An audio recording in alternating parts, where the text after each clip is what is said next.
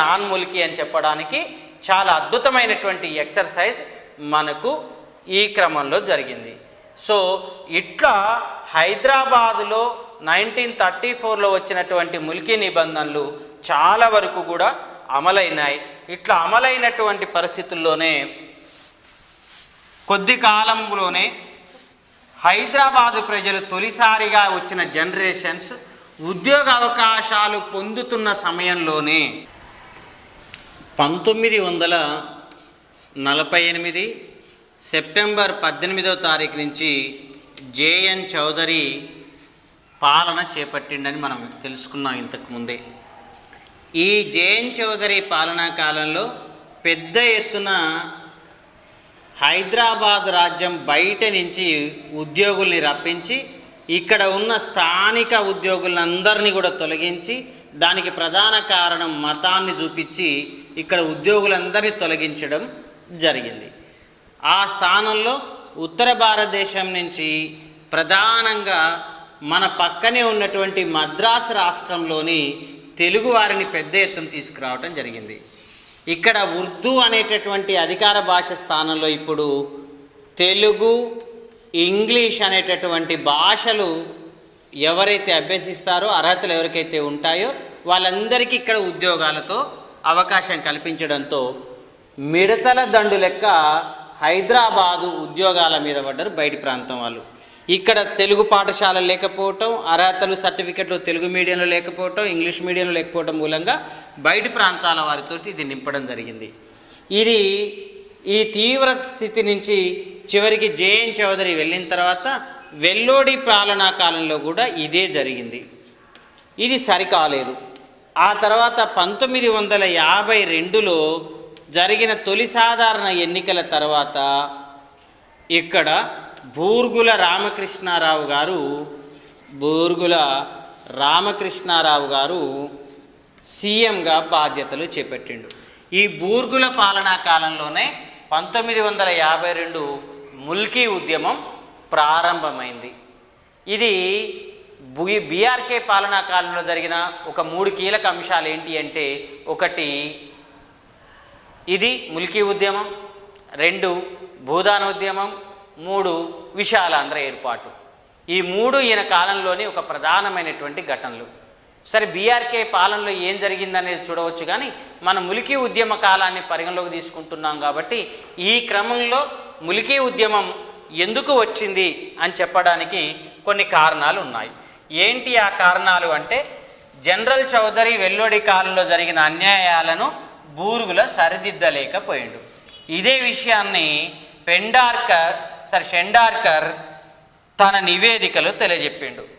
1950 ప్రాంతాల్లో అయ్యదేవర,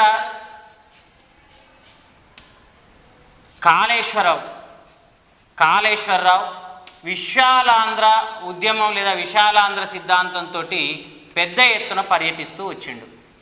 ఈ క్రమంలోనే ఇక్కడ జరిగిన పరిణామాల్ని మాత్రం కొంచెం అంచనా వేసుకోవాలి. ఒకటేంది అంటే, ఇతర ప్రాంతాల నుంచి ఇక్కడికి వచ్చిన, అంటే స్థానికేతరులు వచ్చి ఇక్కడ ఉద్యోగాలు పొందినటువంటి వాళ్ళలో బెంగాలీ, మధ్యప్రదేశ్, బీహార్ ఇట్లాంటి ప్రాంతాల నుంచి వచ్చినటువంటి వాళ్ళు, కేరళ నుంచి వచ్చినటువంటి వాళ్ళు ఇక్కడ ప్రజల్లో భాగమైపోయారు. కానీ ఒక పర్టిక్యులర్గా మద్రాసు రాష్ట్రంలోని తెలుగు ప్రాంతం నుంచి వచ్చినటువంటి వారు మాత్రం ఇక్కడ ప్రజలతో మింగిల్ కాలేదు. ఈ క్రమంలోనే తెలంగాణ ఉద్యోగ అవకాశాలను అన్యాయంగా ఆక్రమించుకోవడంతో పాటు వాళ్ళు ఇక్కడ ప్రజల మీద సాంస్కృతిక ఆధిపత్యాన్ని, అరాచకత్వానికి అడ్డు లేకుండా చేసుకున్నారు. వీరికి తెలుగు ప్రజల్లో, తెలంగాణ ప్రజలకు ఆహారపు అలవాట్లు తెలవదని, నాగరికత తెలవదు అనేటటువంటి అభిప్రాయంతో వాళ్ళు ఉండి ఈ ప్రజలలో భాగం కాలేకపోయారు. కానీ ఇతర ప్రాంతాల నుంచి వచ్చినటువంటి ప్రజలు ఇందులో ఇక్కడ ప్రజల్ని గౌరవించినారు, వాళ్ళకు జోలికి రాలేదు. కానీ ఆంధ్ర ప్రాంతం నుంచి వచ్చినటువంటి వాళ్ళు తెలంగాణ ప్రజల పట్ల తీవ్రమైనటువంటి వైషమ్యాలను ప్రదర్శించారు. ఇందుకు ఒక ఉదాహరణగా అయ్యదేవర కాళేశ్వరరావు వరంగల్ను పర్యటిస్తూ ఉన్నటువంటి సందర్భంలో వరంగల్లో విశాలాంధ్ర ఏర్పాటు కావాలని, ఎందుకు విశాలాంధ్ర అంటే అయ్యదేవర కాళేశ్వరరావు కాడున్నటువంటి ఒక ఖండకావరమైన మాట ఈడ ఉపయోగించిండు. ఆ పదం ఏంది అంటే హైదరాబాదులోని తెలుగు లేదా తెలంగాణ ప్రజలకు నాగరికత తెలవదు, నాగరికత తెలపడానికి నేర్పడానికి ఆంధ్ర ప్రాంతం వాళ్ళు రావలసిన అవసరం ఉన్నది అనేటటువంటి స్టేట్మెంట్ని ఇవ్వడంతో ఇక్కడ ప్రజలు బగ్గుమన్నారు. అయ్యదేవర కాళేశ్వరరావు మీద దాడి కూడా చేయటం జరిగింది. తీవ్రమైనటువంటి నిరసనని వ్యక్తం చేయటం కూడా జరిగింది. ఇది ఒక పక్కంగా జరుగుతున్నటువంటి సందర్భం. ఈ పరిస్థితుల్లోనే పార్థసారథి అనేటటువంటి ఆంధ్ర ప్రాంతానికి చెందినటువంటి వ్యక్తి ఇక్కడ డిప్యూటీ ఎడ్యుకేషనల్ ఆఫీసర్గా పనిచేస్తున్న వ్యక్తి. ఆయన ఇక్కడ దాదాపు 180 మందికి పైగా ఆంధ్ర వాళ్ళకు ఉద్యోగాలు ఇచ్చారని తెలిస్తే అందులో ఒక 40కి సంబంధించి వెంటనే రిపోర్ట్లు బయటకు వచ్చినాయి. దీనితో పార్థసారథి చర్యకు వ్యతిరేకంగా ఆందోళన ప్రారంభమైంది. 1952 జూలై 26న ఒక కార్యాచరణ సమితిని వరంగల్లో ఏర్పాటు చేసుకొని తన నిరసనను ప్రకటించారు. ఆ తర్వాత జూలై 28వ తారీఖున మరొక ఐక్య కార్యాచరణ సమితి ఏర్పడ్డది. ఈ సందర్భంగా వాళ్ళు ఒక తీర్మానాన్ని కూడా చేసినారు. ఆ నేపథ్యం మీద ఎవరు అంటే బుచ్చయ్య అనేటటువంటి విద్యార్థి నేతృత్వంలో ఈ కార్యాచరణ సమితి బాగా యాక్టివ్గా పనిచేసింది. ఆ తర్వాత ఇది ఆగస్టు 6వ తారీఖున బీఆర్కేకు ఒక లేఖను కూడా అందించింది. కానీ దాని మీద ఏది జరగలేదు. ఆగస్టు 22వ తారీఖున బీఆర్కే వరంగల్కు వచ్చినాడు, విజ్ఞాపన పత్రాన్ని స్వీకరించినాడు, దీని మీద తగు చర్యలు తీసుకుంటాను అని కూడా చెప్పినాడు. అయితే అప్పటికే ఈ గొడవ ప్రారంభమవుతుంది కాబట్టి అసెంబ్లీలో బీఆర్కే ఒక ప్రకటన కూడా చేసినాడు. ఏంటి ఆ ప్రకటన అంటే మొత్తం తెలంగాణలో అధికారికంగా 4985 మంది నాన్ ముల్కీలు ఉన్నారు, వీరు బయటి వాళ్ళు. అందులో 3111 మంది ఆంధ్ర ప్రాంతం నుంచి వచ్చిన వాళ్ళు, 1481 మంది బొంబాయి ప్రాంతం నుంచి వచ్చిన వాళ్ళు, 35 మంది మైసూర్ ప్రాంతం నుంచి వచ్చిన వాళ్ళు, అట్లనే ఒక 13 మంది యూపీ ప్రాంతం నుంచి వచ్చిన వాళ్ళు అని కొన్ని లెక్కలను ఆయన బయటపెట్టిండు. దీంతో మరింత వాతావరణం పెరిగింది. ఈ నేపథ్యం మీద ఆగస్టు 22న వరంగల్కి వచ్చినటువంటి బీఆర్కేకు ఈ విజ్ఞాపన పత్రం తీసుకొని దీన్ని సరిచేస్తా అన్నాడు. ఈ క్రమంలోనే 26న మరొక లేఖ అందింది. 27న జనం ఒక జనరల్ స్ట్రైక్కు పిలుపునిచ్చారు. ఇది తర్వాత శాంతి ర్యాలీకి దారితీసింది.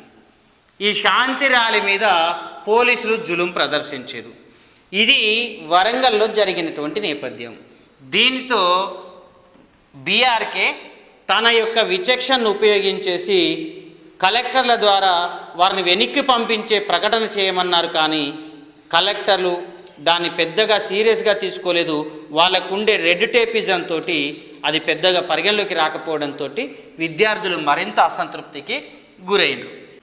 ఈ 1952 ములికి ఉద్యమం ఇడ్లీ సాంబార్ గోబ్యాక్, గోంగూర గోబ్యాక్ నినాదాలతో ఈ ములికి ఉద్యమం వచ్చింది.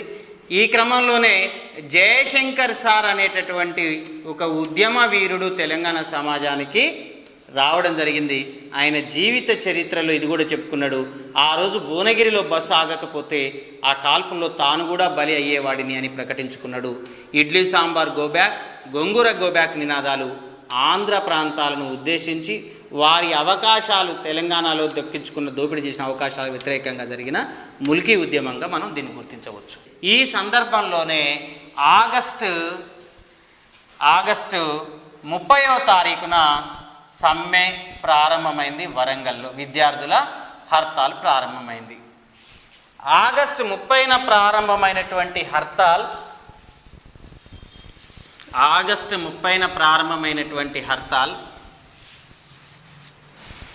వెంటనే అది వివిధ ప్రాంతాలకు మహిబాద్, ఇల్లందు, ఖమ్మం, మిర్యాలగూడ, నల్గొండ, భువనగిరి, హైదరాబాద్ ప్రాంతాల మొత్తానికి ఇది విస్తృతంగా గావించబడ్డది.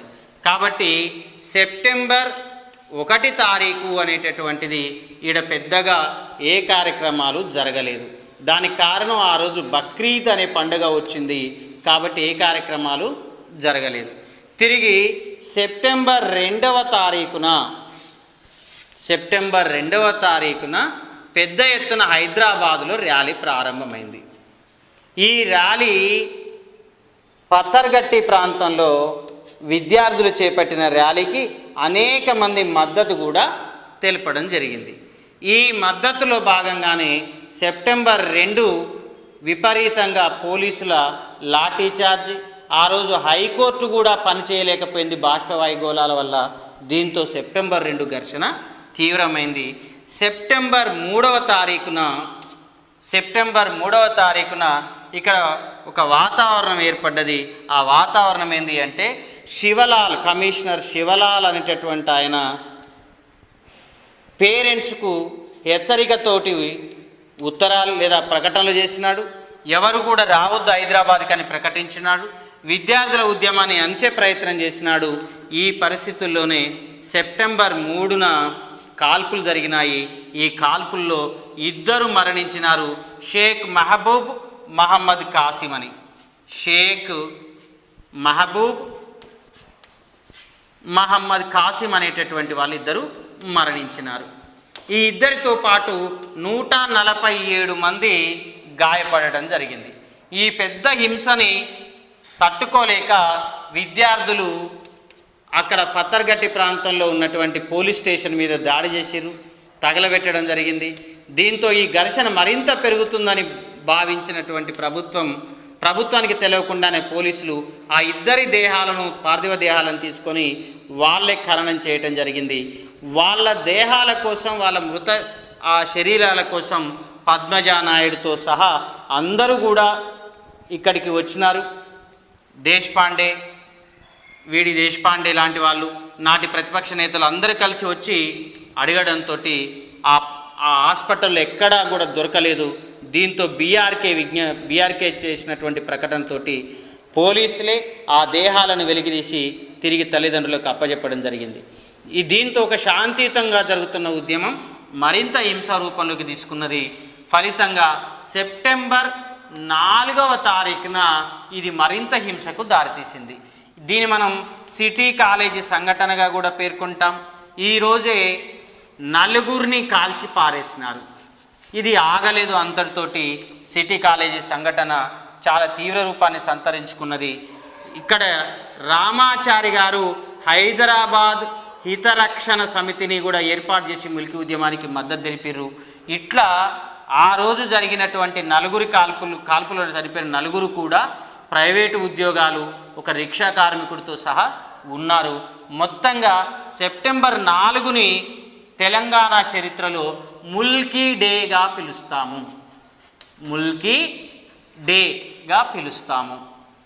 సెప్టెంబర్ 5వ తారీఖున జరిగినటువంటి ఘర్షణల్లో ఎంక్వైరీ చేయటానికి సెప్టెంబర్ 5వ తారీఖున పింగళి జగన్మోహన్ రెడ్డి అనే సిట్టింగ్ న్యాయమూర్తి ఆధ్వర్యంలో ఒక కమిటీ వేయటం జరిగింది. 70,000 మంది పిల్లలు పాల్గొన్న ఉద్యమం, దాదాపు 18 మంది మరణించినారు అని చెప్పేసి మనకు రిపోర్ట్స్ అందుతూ ఉన్నాయి. దానికి అనేక రకాల కారణాలు, అక్కడ కాలేజీ ప్రిన్సిపాల్తో సహా అందరినీ కలిసి ఈ ఉద్యమం మీద ఆరాలు తీయటం జరిగింది. సో ఇట్లా 1952 ముల్కీ ఉద్యమం హైదరాబాదులో ఒక రూపాన్ని సంతరించుకుంది. సెప్టెంబర్ 7వ తారీఖున మంత్రివర్గ ఉపసంఘాన్ని ఏర్పాటు చేయడం జరిగింది. దీని మీద కేవి రంగారెడ్డి ఆధ్వర్యంలో మంత్రివర్గ ఉపసంఘాన్ని వేయటం జరిగింది. ఈ పరిస్థితుల్లోనే మనం ఆ 5 తారీఖుల్లోనే బీఆర్కే గారి కారు శ్రీకృష్ణదేవరాయాంధ్ర భాషా నిలయం జరుగుతున్న ఉత్సవాలకు అటెండ్ కావడం జరిగింది. బహుశా ఆ కారులో అతని భార్యనా అతన ఉన్నదనేది ఒక పెద్ద ఇదికరమైన అంశమే. కానీ బీఆర్కే కారును ఆయన స్వయంగా తమ్ముడు బి నరసింగరావే తగలబెట్టాల్సి వచ్చింది. ఇట్లా బూర్గుల ఏ ములికి ఉద్యమం నుంచి ఎదిగి వచ్చిండో అదే బూర్గుల ఈ సంఘటనకు పాల్పడ్డాడు.